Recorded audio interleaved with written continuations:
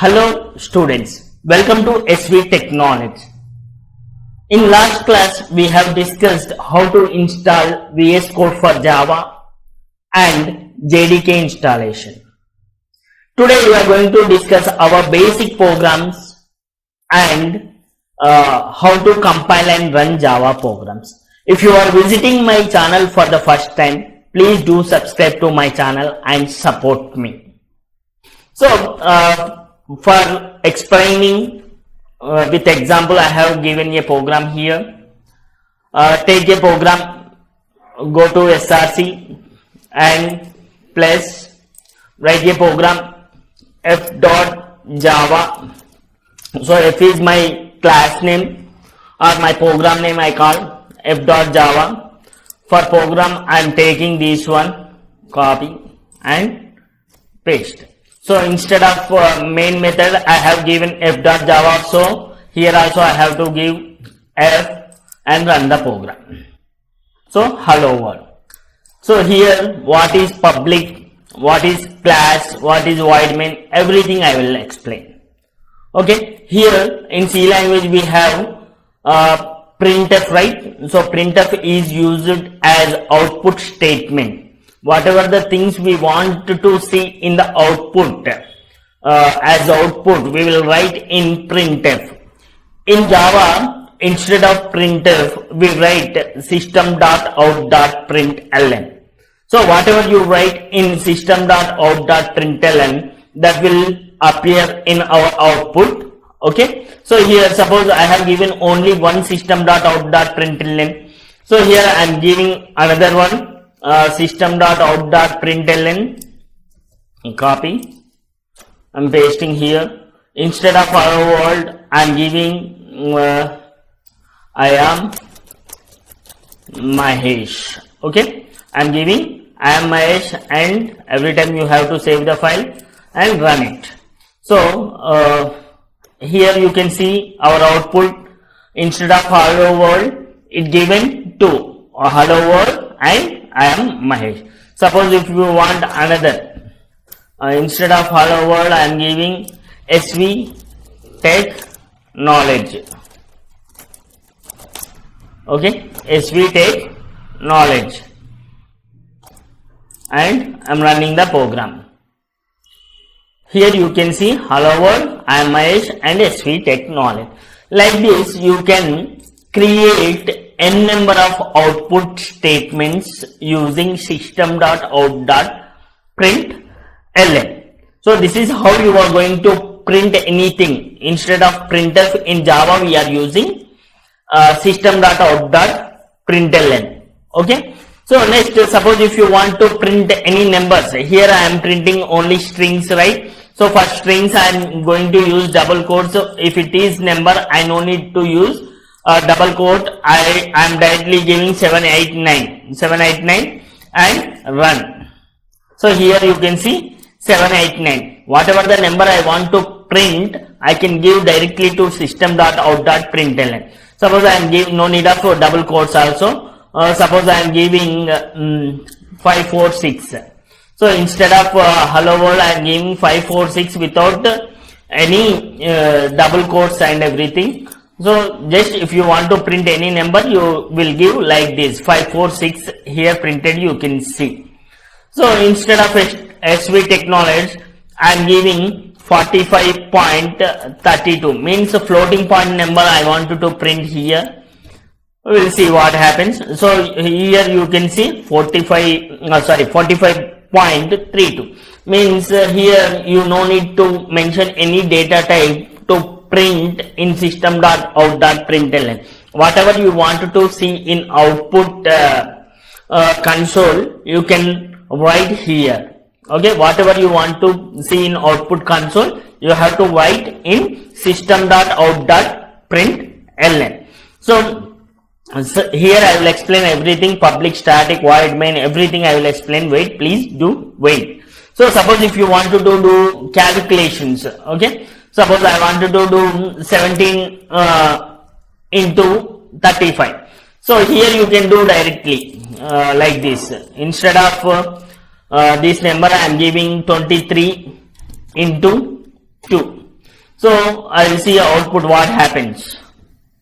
So 46, 23 into 2, 46. Like this I can see anything, any mathematical calculation I can do like this,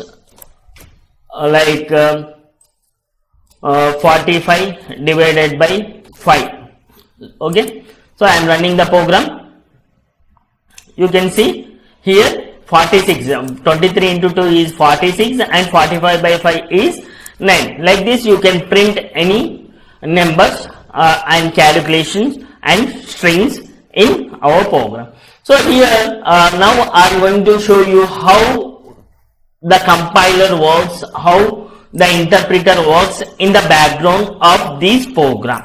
Okay, so we will see here in my first Java program I am going to use class, public and everything, right? So what is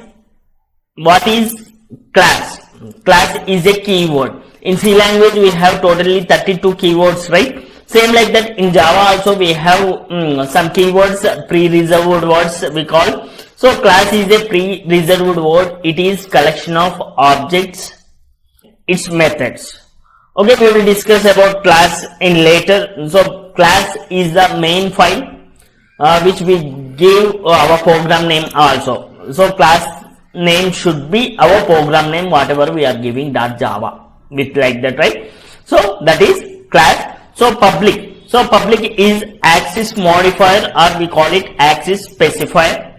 So it shows the visibility. So in this visibility we have three things: public, private, protected. So suppose I want to access my variables globally or entire program, I use public. Okay, it means it is visible to all. Visibility and scope I am discussing about public. So static is also a keyword. Here class is a keyword, public is a keyword and static is also a keyword. Same like in C language we have 32 keywords. In Java also we have few keywords. In future we will discuss Java buzzwords concept. In that I will explain all the keywords with examples also. So public keyword is an access modifier, already I said. The static is a keyword. If we declare any method as static, it is known as the static method. So what is mean by this static method and what is the advantages of this static method is, it is used to invoke object directly. Okay, so it can call the object, main object or main method directly to the JVM. Okay, so what is JVM? JVM is Java Virtual Machine. So Java Virtual Machine, we will discuss a lot about this in today's class. So it doesn't require creating an object to invoke the main method. So it saves memory. So simply whatever we have main method we are going to call directly. Invoking means calling directly. So we will save some memory. We no need to give dynamic memory for that object. Okay. Next, void. So you know that void is a data type, or we will call it return type. Okay. So void is a data type, default data type or default return type. It means it does not return any value. So in future we are going to discuss what are the return types and everything also. So main represents starting point of the program. So as we learnt in C language, void main is the starting point of our program. So string. So in program we have written string args or string args. So in these two types we can write command line arguments. So what is a command line argument and everything we will discuss. So as I said, system.out.println is an output statement instead of printf in C language. So cout in C++. In Python we have print, right? In C language it is printf and in Python it is print. Instead of that print we use the system.out.println. So these are the things are common for every program. So these first three lines, first public, class and class name, open bracket, and public static void main string args and open brace. Up to this is common for every program. Okay, there is no need of remembering certain things different things for every program. For all programs, these 3 lines are common. So what are that 3 lines? So what are that 3 lines? First line is public class name. Whatever the program name I am giving, class name is that. Second line is public static void main string args. This line is also for same. So these are the 2 lines, same for every program. So after that we will start executing, giving the code according to our requirements. Okay, these 2 lines are same for everything. So public means access modifier, it shows the visibility. Class is the main class, it is collection of objects, and class name is our file name. And static means it takes our program, it calls our program directly to the sends to the JVM, no need of dynamic memory allocation. And void is a return type. In this program we are not expecting any return type. So whatever I give in system.out.println, that will be print. So I am not expecting any special return type, so I have given void. Okay, so like this my first program will be. Okay, next I'll explain what happens when I run or compile a program. So we can see here. So what happens at runtime? So at runtime, the following steps are performed. So whatever the file I am created, that is called class file, .java file we call class file, and it will be loaded by class loader, and it will be converted to bytecode and sent to interpreter, and by the interpreter it will convert to a machine language and sent to hardware device. Okay, here you can see a simple program. Can you save a Java source file by another name than the class file name? So yes, if the class is not public. So ikkada public static void main anukunnanu kada. So if it is not public, I can save as anything. So ikkada simple anichi hard.java అని పెట్టాను. If it is not public, I can do, but almost all the programs which I am going to write in future, all are public programs. So I have to use whatever the class name I have given as a file name. Okay.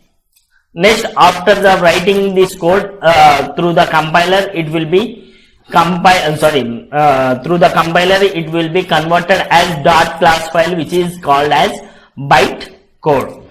So here you can have, can you have multiple classes in Java source file? Yes, in one class we can have, in one Java program we can have multiple class files, and each class file represents some properties to execute our program. And how many classes we have in our program, that many class files will be created by compiler. Suppose I have class A, class B, class C in my Java program, then it will be converted as A.class, B.class, C.class.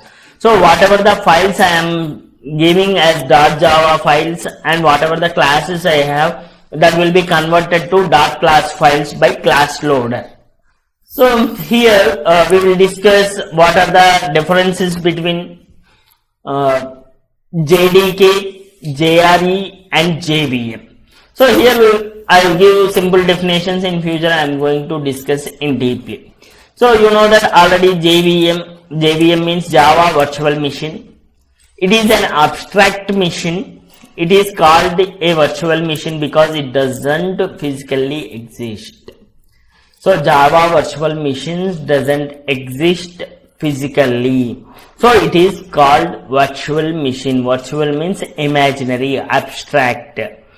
So and its specification, it is a specification that provides a runtime environment for Java. So whatever the runtime environment we are using, that is specification of JVM. Next, JRE. JRE means Java runtime environment. and it is also written as Java RTE. Okay, it is also called as Java RTE. The Java runtime environment is set of software tools which are used for developing Java applications. It is used to provide the runtime environment.